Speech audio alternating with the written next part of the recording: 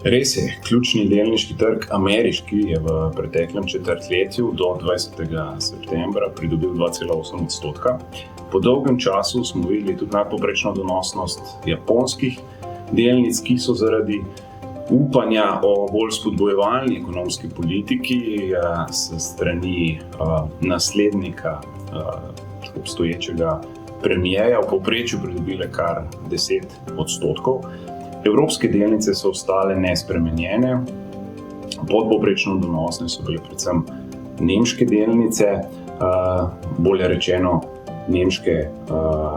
delnice nemške avtomobilske panoge, ki se sooča z resnimi posledicami primanjkovanja čipov. Vlagatelji so se podobno kot mi sami v preteklem četrtletju izogibali trgu v razvoju. Negativen sentiment v regiji je bolj kot ne zanetila Kitajska s svojimi regulatornimi spremembami.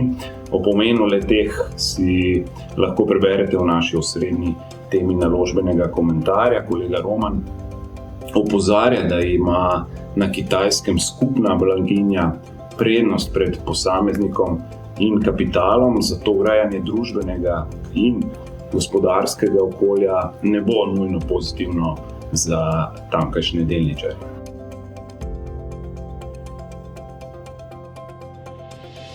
Kot smo pričakovali in tudi napovedovali v prejšnjem naložbenem komentarju, je po dvigu inflacije v Združenih državah Amerike, tam je 3% presegla že v drugem letošnjem četrtletju, sledil tudi dvig inflacije v evroobmočju.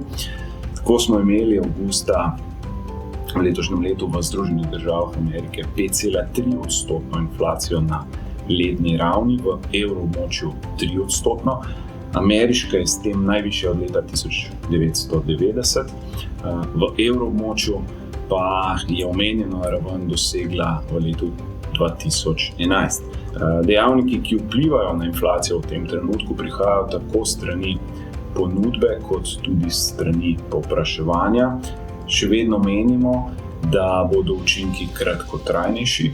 V Združenih državah Amerike je že moč opaziti oblikovanje vrha v stopnji rasti cen. Inflacijskim pritiskom bi pa še najbolj pomagala težko pričakovana krepitev storitvenega sektorja, se pravi potrošnje v segmentu storitev, kjer je prostih kapacitet več kot pri fizičnih dobrinah, v katere so se ljudje zatekli zaradi karanten v času COVID-19 pandemije. Izjemne rasti poslovanja podjetij so za nami, kljub vsemu pa nas tudi v zadnjem letošnjem četrtletju čaka nadpovprečna gospodarska aktivnost. Delnice zato še vedno vidimo kot najdonosnejšo alternativo z nekaj več tveganji kot v preteklih mesecih.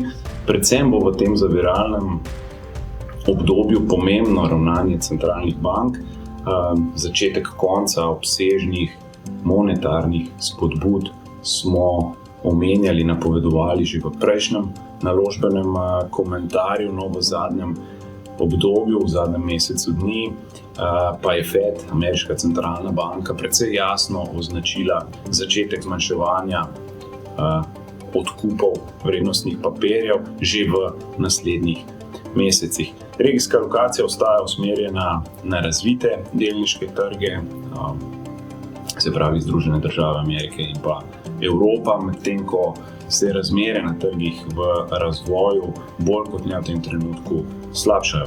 Znotraj sektorjev stavimo več na tehnološka sektorja, se pravi sektor informacijske tehnologije in pa komunikacijskih storitev. Še vedno pa ne vidimo v tem trenutku potenciala v necikličnih sektorjih.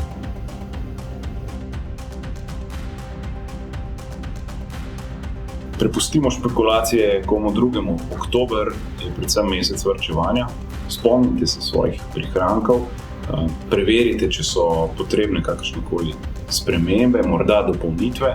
Naj vam bo pri tem v pomoč naš tokratni naložbeni komentar. Želim vam donosen preostanek leta.